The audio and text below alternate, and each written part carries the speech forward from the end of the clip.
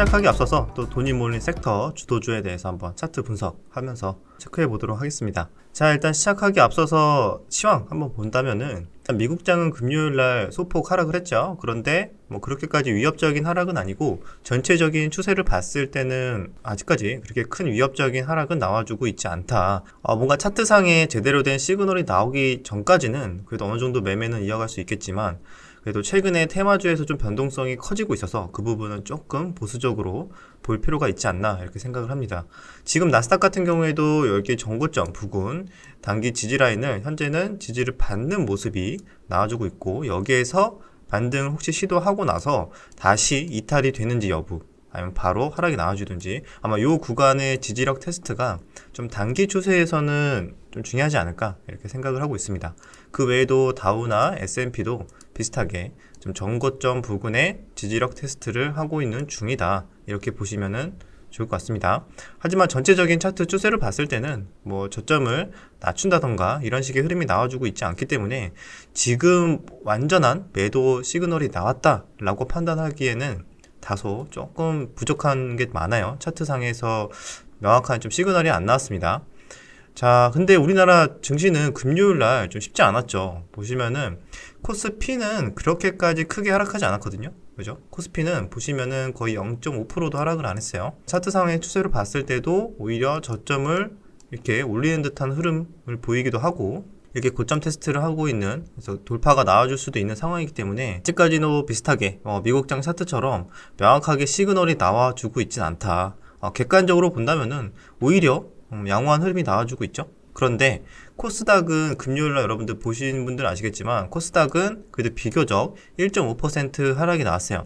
아무래도 기존에 강했던 테마주 위주로 좀 투매가 나오면서 좀 하락이 나왔는데, 원래 테마주들이 이렇게 날뛰는 장세에서 한 번씩 이렇게 테마주에서 강한 피레침이나 다 같이 크게 하락하는 이런 장세는 가끔씩 나와주고 있는 패턴입니다. 그런데 지수를 봤을 때는 그냥 고작 음봉 하나 나온 거예요. 그죠? 그래서 오히려 추가적인 조정이 나와주면은 다시 조정 반등이 나와주는 이런 차트의 흐름이 예상이 되니까 지금부터 서서히 비중 조절을 할 건 하면서 기존에 강했던 테마에서 오히려 차익 실현이 나오고 새로운 판이 깔릴 수가 있습니다. 지수만 봤을 때는 완전히 조심해야 되고 뭐 다 팔고 떠나라 이 정도까지는 아니겠지만, 기존에 강했던 테마나 주도주에서 트렌드 자체가 바뀔 수가 있기 때문에 내가 너무 한쪽으로 편중돼서 만약에 비중이 실려 있다면은 비중 조절이나 보수적인 리스크 관리는 이제 해야 되는 시기다 이렇게 설명을 드릴 수가 있어요. 자, 그래서 한번 종목도 한번 볼까요?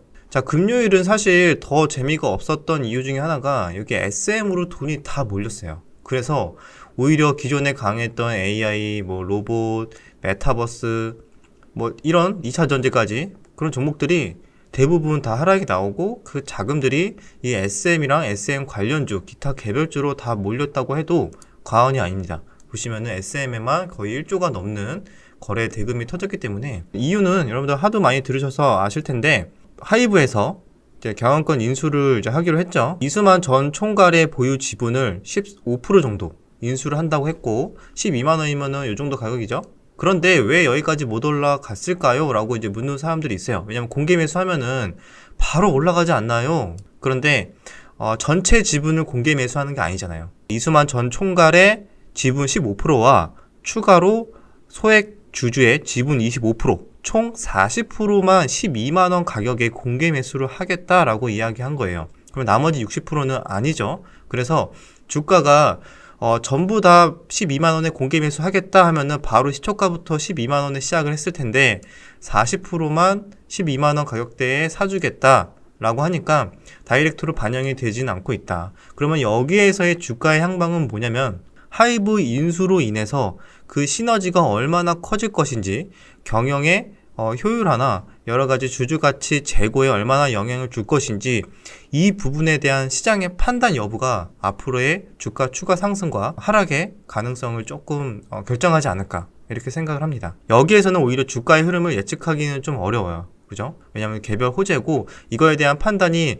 각각 시장 참여자들이 너무 다르기 때문에 철저하게 차트 베이스로만 투자하기에도 다소 지금 차트 자리가 조금 리스크가 있는 자리라서 좀 판단이 어렵다 하시는 분들은 오히려 좀 패스를 하거나 차라리 차라리 SM보다 SM 관련으로 올라간 종목들이잖아요. SM CNC가 상한가를 갔고요. 그리고 SM 라이프 디자인이 거의 상한가 근처까지 상승하면서 마감을 했습니다. 이런 종목들도 결국에는 어떻게 될 것인가에 대한 좀 기대감이 살아있는 것 같아요. 그래서 이런 종목들도 SM 관련 주식들도 과연 가만히 냅둘까? 뭐 어떻게든 뭐 시너지를 내거나 또는 인수라던가 여러 가지 가능성이 내포되지 않을까라는 순전히 그런 기대감으로 지금 올라가고 있는 상황이죠. 테마성에 만약에 트레이딩을 한다면은 오히려 이런 종목에서 좀 변동성이 나올 것 같다.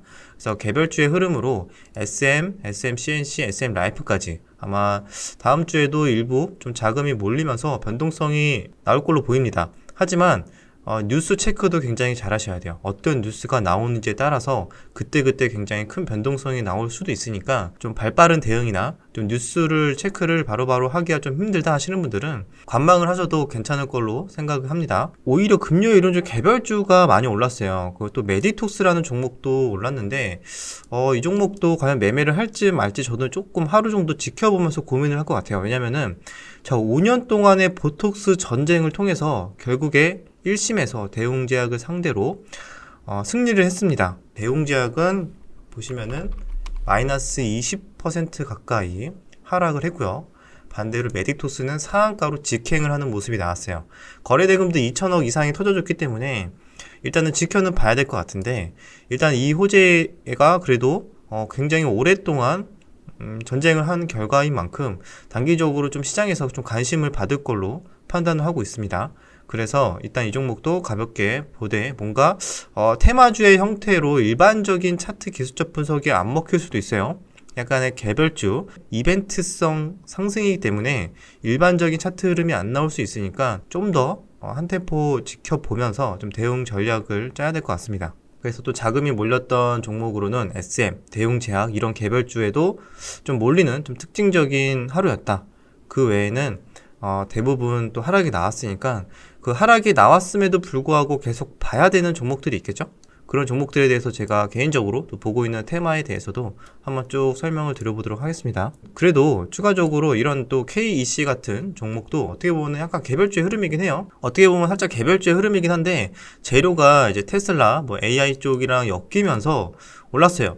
그래서 거래 대금도 사실 괜찮게 터져주고 있어서 2천억대가 올라와줬죠. 그래서 일단 계속 봐야 될 것 같다. 뭐 이런 구간들 한번 노려볼 만한 종목이다 라고 보고 있고, 자 그럼 2차전지 계속 봐야 할까요? 라고 이제 생각하시는 분도 있겠죠. 왜냐면 또 간밤에 금요일날 미국장에서 테슬라가 마이너스 5% 하락을 했고, 테슬라가 사실상 최근에 거의 100% 상승이 나와주면서 과연 계속 갈까? 이제 또 한번 조정이 세게 나와주면은 10%에서 뭐 20, 30%까지 나와줄 수도 있는 상황이라서 2차 전지를 과연 맘 놓고 매매할 수 있을까요? 라고 생각할 수 있어요.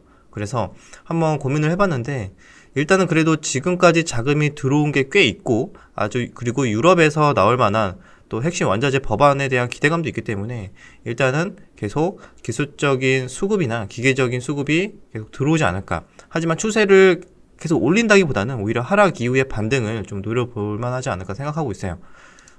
나노 신소재도 이번에 2차전지 관련으로 엮이면서 올라왔죠. 그래서 이 종목도 마찬가지 이런 트레이딩 관점에서 이런 구간들 한번 봐야 될 것 같고, 그다음에 대표적으로 이제 2차전지 관련주 하면 에코프로랑 에코프로 BM, 성일 하이텍 이런 종목들을 본다면은 단기적으로 너무 올라서 부담스러운 건 사실입니다. 하지만 이렇게 추가적인 하락의 구간, 이런 구간들이 만약에 준다면은 오히려 바로 기술적 반등을 시도해 볼 수 있는 차트이기 때문에 한번 이렇게 강하게 추세 상승 이후에는 엄청난 악재가 나오지 않는 한 다이렉트로 이렇게 하락하는 경우는 거의 없어요. 그래서 하락하면서 반등 주면서 하락하면서 반등 주면서, 그리고 또는 고가놀이 형태로 기간 조정을 박스권의 형태가 나와줄 수도 있기 때문에 이런 두 가지의 시나리오를 염두하면서 한번 계속 다음 주에도 관심 있게 봐야 되지 않을까 생각합니다.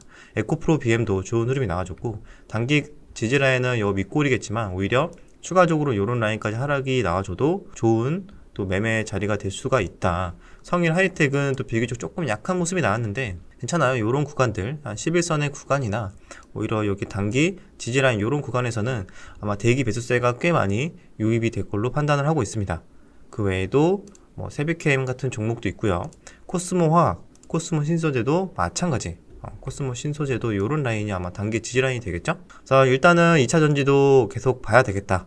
하지만 테슬라가 일부 조정이 나온 만큼 다이렉트로 쭉 상승을 한다기보다 한 번, 두 번 쉬어가는 구간, 조정이 나와주는 구간을 공략하는 게 괜찮지 않을까 생각하고 있습니다. 자, 그리고 포스코 엠텍 같은 종목도 그래도 이때 거래 대금이 들어오고 나서 그래도 야금야금 버텨주고 있거든요. 이 구간을 버텨주고 있어서 다시 수급이 들어오는지 이런 것들도 한번 봐야 될 것 같은데, 재료로 봤을 때는 딱히 이렇게 뭐가 엮일까? 뭐 리튬 또는 히토류 뭐 이런 재료가 보이더라고요. 그래서 어떤 재료를 엮일지 모르겠지만 일단 차트는 비교적 버텨주는 모습, 거래량이 크게 감소를 했기 때문에 일단 조금 보고는 있습니다. 유니온 머티리얼도 히토류로 올라왔는데 글쎄요, 또 뭐 미중 무역 갈등의 이슈가 나와주는지 그거에 대해서는 또 확실히 또 알 수가 없으니까 가볍게 하나의 지표로만 한번 봐야 될 것 같습니다. 자, 그 외에는 이제 2차 전지 봤으니까 자, 메타버스 쪽도 봐야겠죠. 메타버스도 이제 금요일 날 좀 크게 하락이 나와줬어요. 메타버스 또는 XR 쪽이죠. XR 관련 뉴스는 지속적으로 나와주고 있는데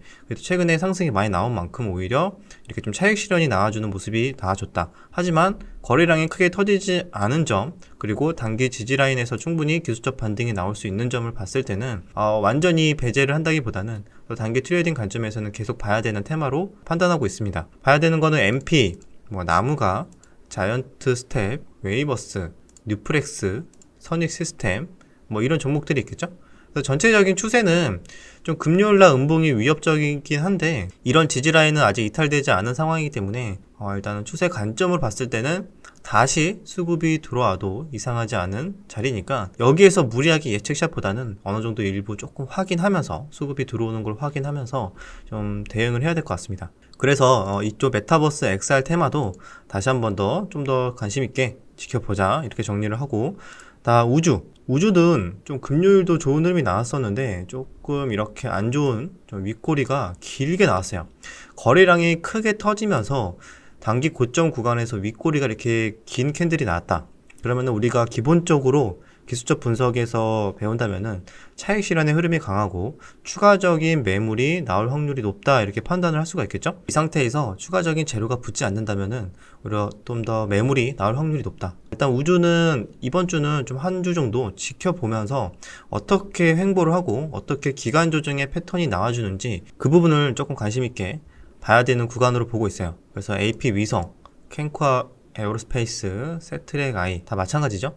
대부분 윗꼬리가 나와줬기 때문에 어떻게 보면 윗꼬리가 나와주면서 이 구간을 이제 돌파를 못해서 일단 이 이후에 추가적인 실망 매물이 나오는데 그 매물이 나오는 과정을 좀 체크해야 될 것 같아요. 실망 매물이 나오는데 거래량을 줄어들면서 중요한 지지라인을 버텨주네.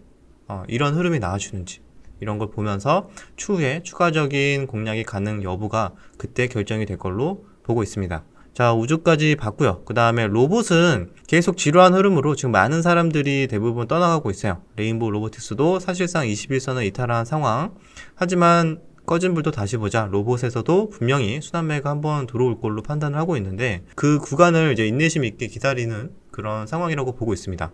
보시면은 그래도 로보티즈, 로보스타는 비교적 조금 더 양호한 흐름을 유지하고 있습니다. 로보티즈도 단기 지지라인인 이 구간에서 계속 지지력 테스트를 하고 나서 다시 반등의 시도가 나올 만한 차트를 지금 만들어가고 있다고 보고 있고, 로보스타도 마찬가지죠. 약간 이런 구간을 좀 지지력 테스트를 할 걸로 판단하고 있습니다. 충분히 거래량이 감소가 된다면은 다시 재차 순환매 수급이 들어올 수 있다. 레인보우 로보틱스는 오히려 차라리 21선을 조금 이탈을 하는 하락이 나와주면은 개인들의 손절이 많이 나올 것 같아요. 그러면 개인들의 손절이 많이 나오면은 비교적 좀 더 가볍게 반등이 나올 수 있지 않을까 보고 있고, 그 다음에 뭐 로봇주는 그 외의 종목들도 있는데 괜찮은 추세를 유지하고 있는 거는 많이는 없습니다. 이 정도만 가볍게 보고 있다. 자, 그리고 생각보다 버티는 게 풍력이 좋거든요. 보시면은 CS 윈드 수급이 강하게 들어오고 나서 계속 지루하게 하락이 나오면서 이게 크게 관심을 못 받나? 이게 단기 매집이라면은 결국 저점을 이탈하지 않고 올려줄 텐데 라고 보고 있었는데 저점을 올려주면서 언제 그랬냐는데 다시 이 구간까지 올려놨어요. 지금도 다이렉트로 이렇게 돌파를 예상하기보다는 오히려 다시 눌림 이후에 이렇게 저점을 높여주는 이런 구간을 한번 기다려 봐야 되지 않을까 생각하고 있어요. 시장이 조정이 나오든 말든 조용히 그래도 본인의 마이웨이 길을 가고 있는 이런 풍력주도 조금 눈에 띄었습니다. CS 윈드도 있고 CS 베어링도 있어요.